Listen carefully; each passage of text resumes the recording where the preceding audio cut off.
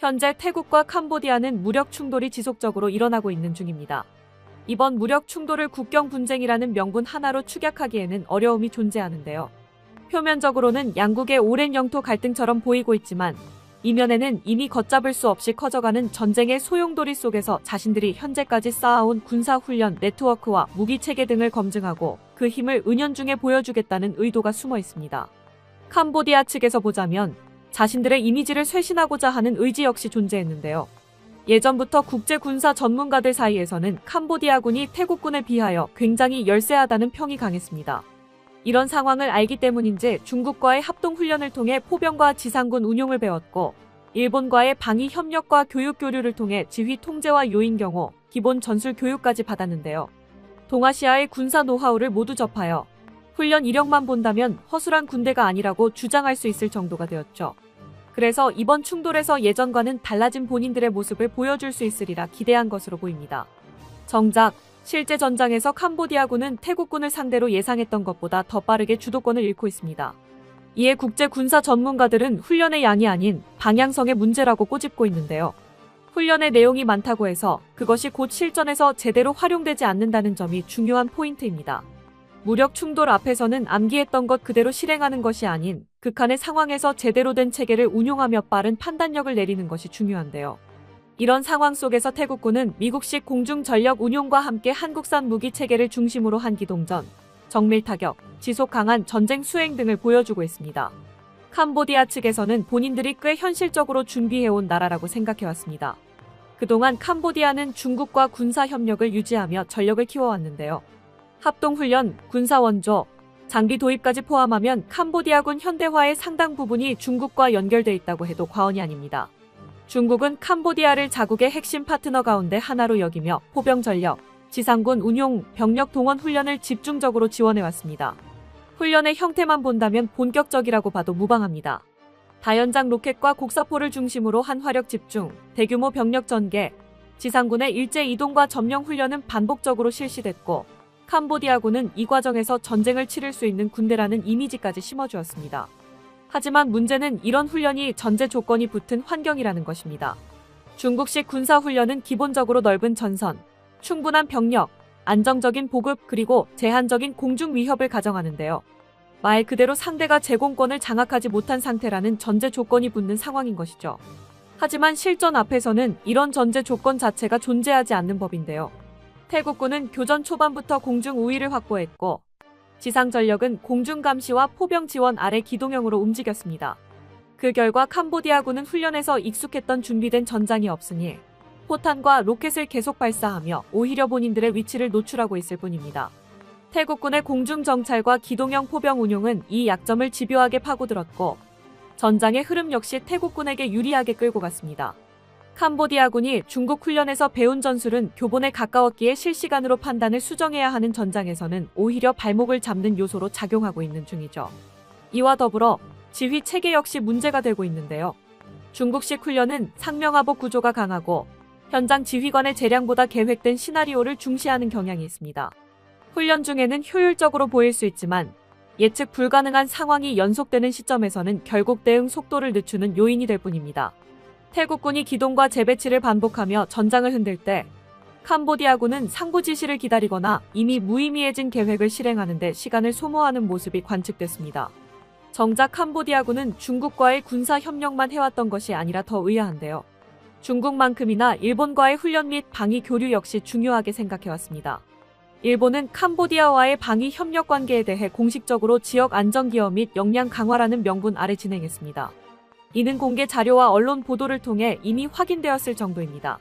캄보디아군을 대상으로 요인 경호, 기본 지휘 통제 절차, 통신과 관리 분야 중심의 교육을 제공해왔으며 이는 단순한 친선 교류를 넘어 군사적 성격을 띤 협력으로 분류되고 있습니다.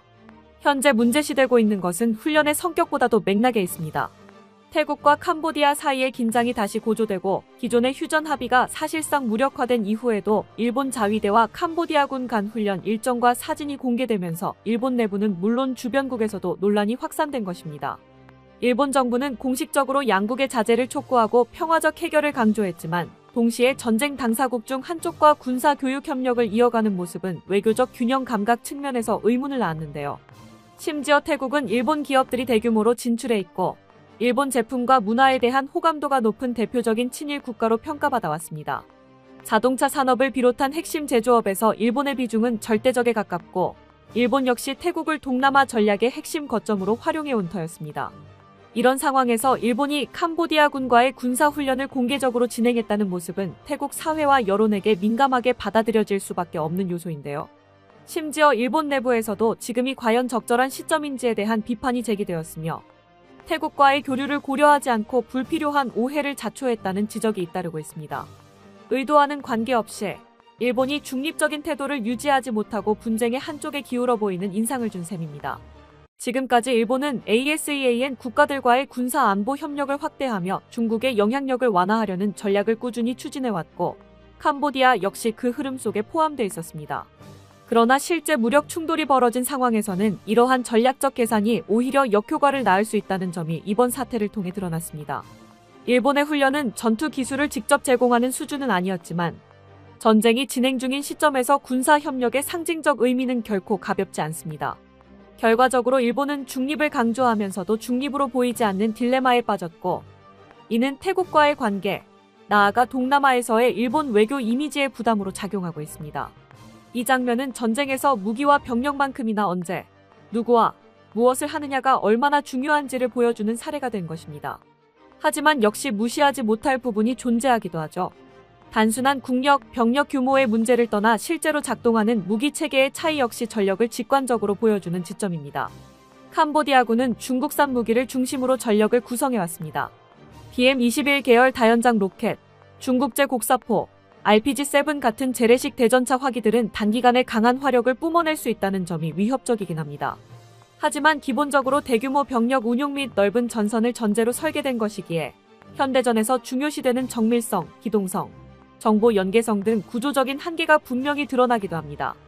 반면 태국군이 운용 중인 한국산 무기 체계는 애초부터 실전에서 오래 버틸 수 있는 전제로 설계되었습니다. 대표적인 사례가 K9 자주포인데요. 태국군은 이 자주포를 단순한 포격수단이 아니라 빠르게 이동해 타격하고 즉각 이탈하는 기동형 화력 자산으로 운용하고 있습니다. 이는 상대 포병의 반격 시간을 최소화하고 전장을 끊임없이 이동시키는 방식으로 주도권을 틀어주는 것에 최적화되어 있습니다. 캄보디아군의 로켓과 곡사포가 화력은 강하더라도 발사 위치가 비교적 쉽게 노출되며 재배치 속도가 느려 태국군의 공중 정찰과 포병 대응에 취약한 큰 단점이 존재하죠. 공중 전력에서도 차이는 더욱 분명해집니다. 태국은 F-16 전투기를 중심으로 제공권을 유지하면서 한국산 FA-50을 경공격기 전력으로 도입해 실전 운용폭을 넓혀왔습니다. FA-50은 전략 폭격용 무기는 아니지만 반복 출격과 정밀 타격이 가능해 국경 분쟁과 같은 제한적 충돌에서 매우 효율적인 전력으로 평가됩니다. 정작 캄보디아군이 지니고 있는 중국산 방공체계와 기존 장비들은 기동형 항공 전력을 효과적으로 억제하기 어려운 상황입니다. 중국산 무기가 가격 대비 성능과 물량 확보에 강점을 지니고 있지만 실제 전장에서 중요한 정밀한 통합 운용과 네트워크 중심 전투에서는 한계를 드러내는 것이죠. 한국산 무기 체계는 태국군의 이러한 전쟁 수행 방식을 뒷받침하는 도구로 기능하고 있고 중국산 무기는 캄보디아군에게 즉각적인 화력은 제공하지만 전장을 통제하는 수단으로는 한계가 있음이 드러나고 있습니다. 이와 더불어 현대전이라는 사실에 어울리게 많은 곳에 시선이 집중된 상황인데요. 캄보디아는 어떻게든 국제 여론전에 힘을 쏟고 있으나 태국은 현재 상황에 대해 과시하지 않으며 감정적으로 상황을 대변하고 있지도 않습니다. 이런 상황 속에서 국제사회는 중립기조를 유지하고 있으나 태국의 입장을 더 이해하고 용인하는 분위기가 상대적으로 강한 편입니다. 현재 태국은 국제사회에 대변하지 않고 있으나 대규모 점령 혹은 무차별 공격, 국제법상 문제 소지가 될 행동들을 피하고 있습니다. 더군다나 국경 방어를 군사행동의 명분으로 두고 있는데요. 결국 지금 국경에서 벌어지고 있는 장면은 단순한 승패의 문제가 아니라 캄보디아가 지난 수년간 어떤 선택을 해왔고 그 선택이 어떤 결과로 돌아오고 있는지를 보여주는 압축된 결론에 가깝습니다. 캄보디아는 중국으로부터 무기를 들여오고 중국식 군사훈련을 통해 병력과 화력 중심의 전술을 익혔습니다. 동시에 일본과의 방위 교류를 통해 지휘 관리 교육 체계를 보완하려 했습니다. 그러나 실제 상황들은 교본대로 움직이지 않는 것이 현실이며 숫자와 화력 역시 흐름을 바꾸는 힘으로 작용하지 못했습니다. 반면 태국군은 화려한 구호나 과시적 전력 대신 실제로 작동하는 무기와 운용 방식을 선택해왔습니다. 한국산 무기 체계는 이 전쟁에서 단순한 장비가 아니라 태국군의 전쟁 수행 방식 자체를 지탱하는 핵심 도구로 기능했습니다. 이 차이는 시간이 갈수록 더 분명해지고 있습니다. 현재 상황은 캄보디아가 망하고 있다는 감정적인 표현 이전에 이미 군사적으로 실패한 방향으로 굳어지고 있다는 냉정한 현실을 보여주고 있습니다. 그리고 그 한가운데서 한국 무기는 과장된 선전 없이 조용하고 분명하게 존재감을 드러내고 있습니다. 전쟁은 잔혹하지만 그 속에서 드러나는 교훈은 냉정하게 분석해야 합니다. 지금 태국 국경에서 벌어지는 장면은 한국 방산과 안보 전략이 국제 무대에서 어떤 위치에 서 있는지를 보여주는 하나의 단면으로 기록될 것입니다. 끝까지 시청해주셔서 감사합니다. 도움이 되셨다면 좋아요를, 다른 이야기도 궁금하시면 구독을 눌러주세요.